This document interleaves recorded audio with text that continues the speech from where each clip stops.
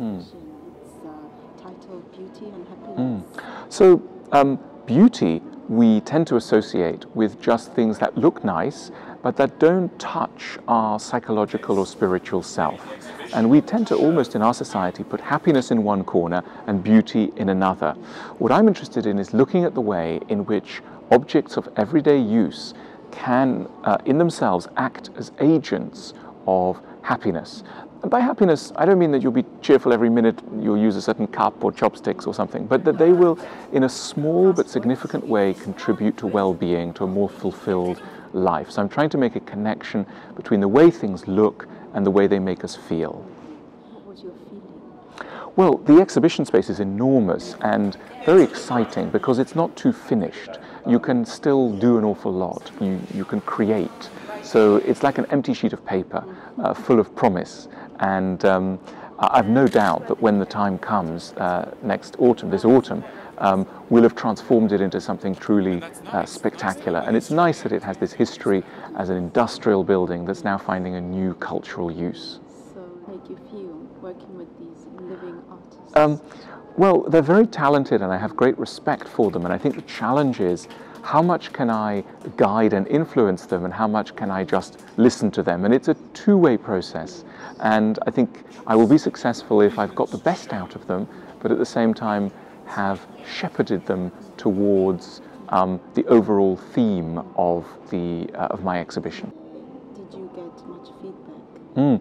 So we had a workshop yesterday and it was very lively, and really what we were looking for is that people would present their work and their approach, and I would then try and focus them in on this mission of the exhibition, which is to point out the connections between the craft and the psychological, spiritual. So it was a process of focus and trying to invite the craftspeople to be conscious, perhaps more conscious than they are normally, of these latent spiritual aspects of their work. And with your background?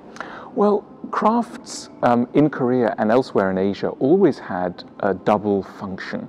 At one level, they were just practical things, part of everyday life, but also many crafts objects had a kind of symbolic, psychological or spiritual value.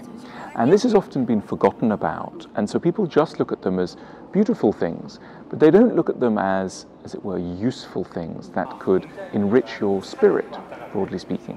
And this is what interests me, and I think is at the heart of what we're going to try and do at this Biennale, which is to find crafts artists and guide them towards that ancient but slightly neglected task of making sure that a selection of beautiful objects also points us to, broadly speaking, the ingredients of happiness. To achieve from the visitors through your exhibition? I hope that people will come away with a slightly new idea of what crafts objects are for. They're not just pretty things on the mantelpiece. They can be guides to a deeper, better, richer, more fulfilled life. They can be daily invitations to a slightly more intelligent way of living. It's not just a pretty thing that you give someone as a present. It is, as I say, a guide to life. So a deeper response to craft would be my goal.